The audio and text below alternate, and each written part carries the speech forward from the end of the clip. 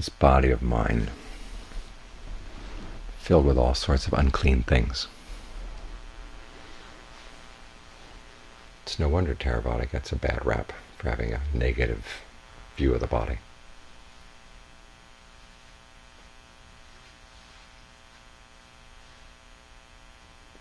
That's because people don't understand what this contemplation is for. There's really nothing wrong with the body. It just does its stuff.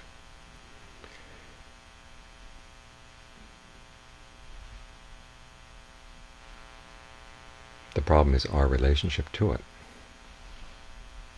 We're fiercely attached to it.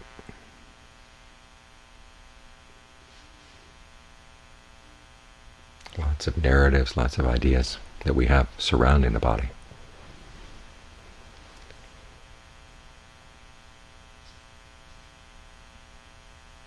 And they get in the way of our seeing what it really is good for, what its limitations are, what its potentials are, as a means to true happiness. Because we want to take it off in another direction.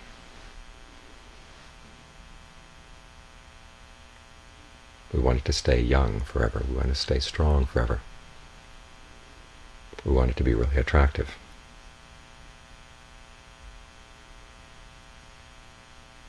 And so we have to disabuse ourselves of that notion, those notions. The body ages. It never asks permission. It just does its aging thing.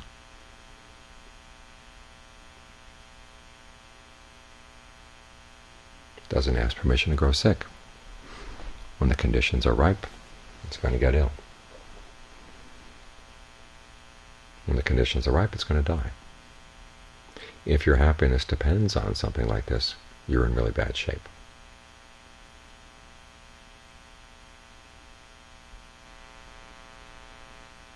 But it turns out that the path depends on the body as well.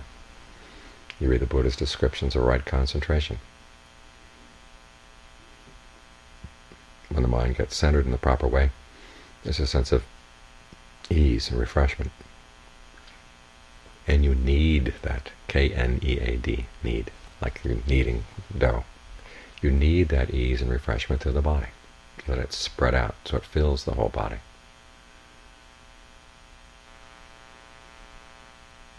Because that sense of ease and refreshment filling the whole body, that's an important food on the path. The Buddha compares right concentration to stores of food that you would have in a fortress.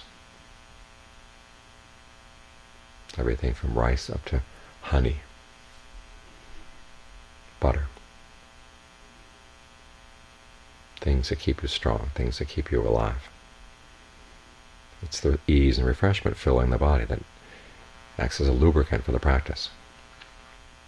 But to gain that particular sense of ease and refreshment, the mind has to let go of thoughts of sensuality, i.e. your desires, all the narratives and resolves you have for sensual pleasure out of the body. So the problem is not with the body, it's with our attitude toward it. It's our relationship to it. So we've got to create a new relationship, a new attitude, seeing it for what it is. It has its potentials, it has its limitations.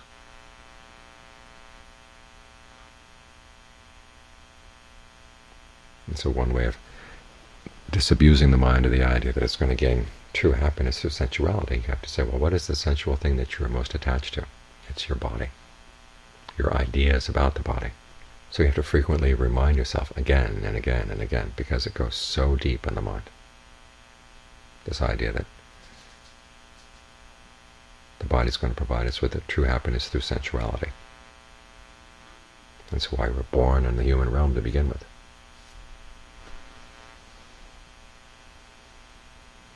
And for people who have a negative body image and have a conflicted relationship to the body, it's because they've got, deep down inside, there's still a sensual attraction, but they're disappointed in the sensual attraction.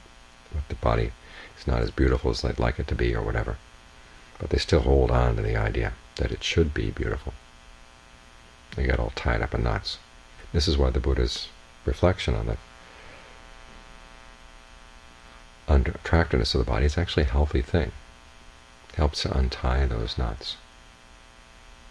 You realize that everybody's body is like this. And the problem is not that the body has its unattractive side. The problem is that you want it to be attractive. And then when it's not as attractive or as pleasurable as you'd like it to be, you hate it. That's not the right relationship.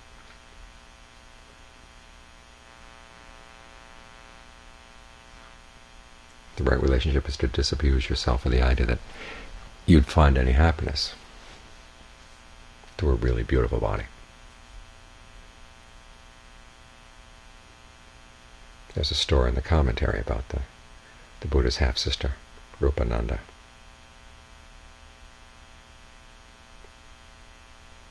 The story goes that when the Buddha returned to his home city, all the Sakyans decided they wanted to ordain. Well, a lot of them did. And Nanda, and Buddha's half-brother, and Nanda, Rupananda, his half-sister, got swept up in the enthusiasm. But then they actually found themselves ordained. Neither of them was very happy. You've probably heard the story of Nanda. He wanted to disrobe, go back to his loved one. In that case, the Buddha took him up to heaven, showed him what the heavenly nymphs were like.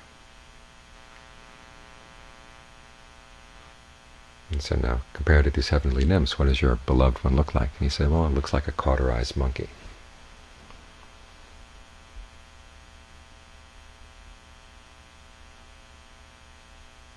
So the Buddha said, okay, if you promise to stay, I'll promise you that if you stick with the practice, you'll get heavenly nymphs after you die. So Nanda stuck with the practice. Of course, the monks made fun of him, called him a hireling. I mean, someone who's being paid wages to practice as a monk. Going to be promised nymphs after he passed away. So Nanda got really embarrassed about the whole thing. So he got more serious about the practice and ended up becoming an arahant. Went back to see the Buddha. He said, well, about that promise, the heavenly nymphs, I release you from the promise. I don't need them anymore. That's Nanda's story. Rupananda's. It's not in the canon. There's one verse devoted to her in the canon where the Buddha points out a decaying body and says, that body is just like your body. And it was on realizing that Rupananda was able to disassociate herself from her sensual desires around her own body. And she became an arahant as well. The story in the commentary is a little bit more detailed. They say that when the bhikkhunis went to listen to the Dhamma from the Buddha, he would always talk about the unattractiveness of the body. She didn't like hearing about this because, after all, she had a really nice body, really nice appearance. So she would always sit in the back, so she didn't have to listen. So they say that one day, as the Buddha was giving his talk, he created this vision for her to see of two really gorgeous women standing on either side of him, fanning him as he gave his talk. Rupananda saw them, and she was really struck by how beautiful they were. They were even more beautiful than she was. And then as soon as the Buddha saw that he'd got her attention, then he had them, in the vision, get old, get sick, and then die and decompose. And Rupananda realized that even more beautiful bodies would end up that way, and she was able to let go of her attachment to her own body. Again, awakening. The issue is it's not the problem with the body, it's the problem with our attitude toward it. We have all these desires based on it, and they pull us in the wrong direction. Ideally, you want to see the body simply as a tool, and its best use as a tool in the practice is an object for right concentration. Focus on the breath, focus on the elements, i.e. the properties of warmth or coolness, energy, solidity in the body as you feel it. You take those as themes for your meditation, so you can develop a sense of ease, a sense of rapture. a really good solid base for your mindfulness and concentration. And then as you sense this full body concentration, get more and more sensitive to how the energies in the body can be used to create even stronger states of concentration. Then you can ultimately let go of the body. But it's interesting that they say in doing so, you touch the deathless through the body. One, it's through the practice of concentration. And two, it's where you sense the body now, that's where the deathless will appear. It's not going to appear anywhere else. It's like the body's hiding this. The deathless is there. And it's not our efforts that are covering it up, it's our attachment to the body, our attachment to unskillful mental states. So you do what you can to clear those away. And the confusion and ignorance that fills the body right now will be replaced gradually by greater and greater awareness. Until ultimately this spot right here where you're sensitive to the body, that becomes the means through which you're aware of the deathless. Those who practice jhana, the Buddha said, touch the deathless with the body.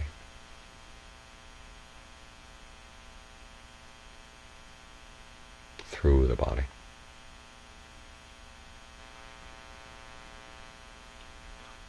So it's not that the Buddha was down on the body.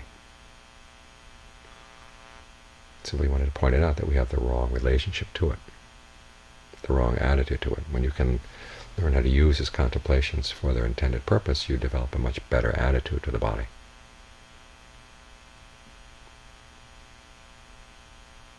So the deathless, which is there but hidden, can be revealed. It's not simply a matter of relaxing into the deathless. It doesn't happen that way. It's more like, as John Lee said, in salt water there's fresh water. But you can't take the salt water and just let it sit really still for a while and hope that the salt's going to settle out. It's going to stay there in the water. You have to put it through the process. Desalinization.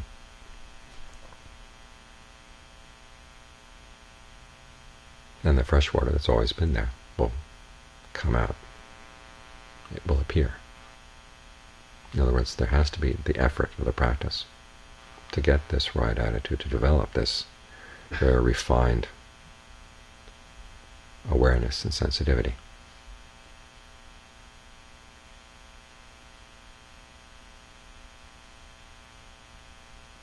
So it takes work, and it goes against a lot of our proclivities.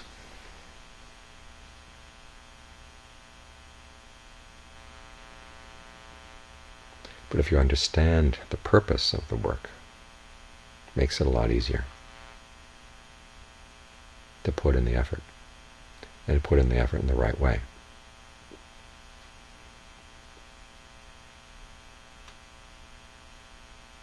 So you're not pushing the body away out of a neurotic fear or a neurotic hatred.